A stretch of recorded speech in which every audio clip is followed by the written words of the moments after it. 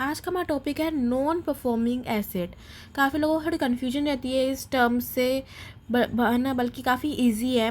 तो आज हम क्लियरली समझेंगे इस टॉपिक का मतलब क्या होता है।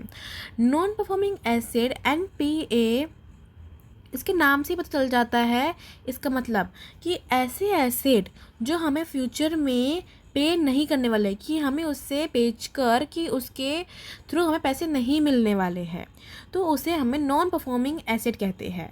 ठीक है ना, हमें इसके नाम से इतना पता चल जाता है। अब उसका फिर हम डिटेल में समझते हैं डेफिनेशन के थ्रू इसका मतलब होता क्या है। तो अ NPA, non performing asset, is a loan and advances given by bank or financial institution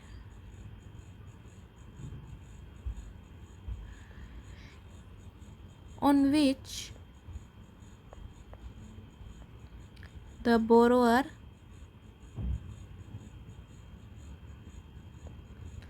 fails to pay interest or principal amount।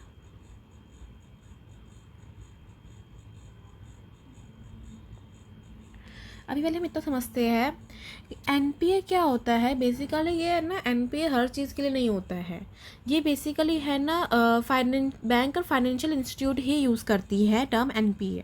ठीक है ना, उनके बैलेंस शीट में। तो इसका है ना मतलब क्या होता है, जो लोन और एडवांसेस। अब लोन और एडवांसेस का मतलब समझते हैं। लोन और एडवांसेस कि जैसे मैंने तुम्हें है ना लोन दिया, कि मैंने तुम्हें है ना पैसे दिए और तुमने मुझे ना ही इंटरेस्ट दिया, तुमने जो भी मुझे मिलने वाला था पैसा वो तुमने मुझे नहीं दिया, तो वो हो गए लोन एडवांसेस। और ये कौन देते हैं? बैंक और फाइनेंशियल इंस्टीट्यूट की बात कर रहे हैं हम, इसमें हम नॉर्मल इंसान की बात नहीं कर रहे हैं।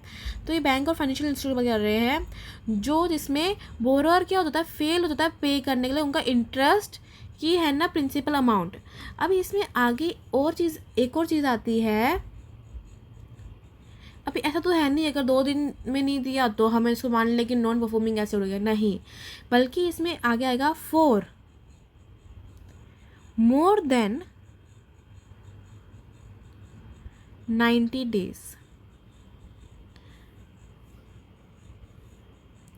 अगर ये मोर देन 90 डेज हुआ तो हम समझते हैं कि नॉन परफॉर्मिंग एसेट है। अब मैं इसका एक सिंपल एग्जांपल देती हूँ। फॉर एग्जांपल कि बैंक ने तुम्हें होम लोन दिया 10 लाख का, ठीक है ना।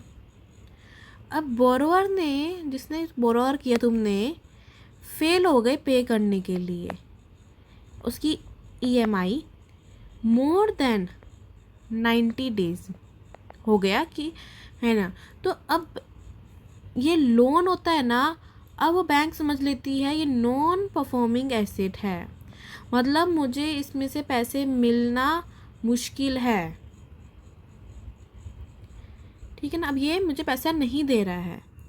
अभी ये कौन रखता है, कौन होल्ड करता है नॉन परफॉर्मिंग एसेट?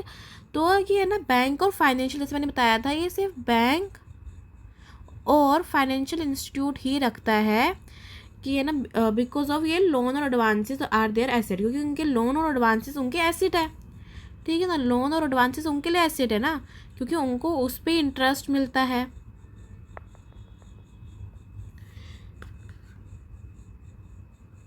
तो एक सिंपल शब्द में कहूँ तो मैं, non performing assets are held by only bank and financial institute when the borrower fail हो जाता है पे करने के लिए मोर देन 90 डेज, तो उसे हम नॉन परफॉर्मिंग एसेट कह देते हैं। याद रखना, मोर देन 90 डेज इसमें इम्पोर्टेंट है, ठीक है ना। तो उसे कह देते हैं हम।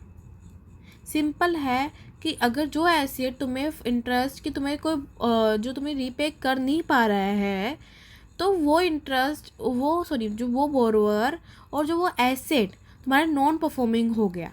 सिंपल। और अगर तुम्हें कोई बाकी कोई डाउट हो, कोई कन्फ्यूजन हो, तो तुम पूछ सकते हो. Like subscribe this channel and ask question in the comment section. आज के लिए इतना ही.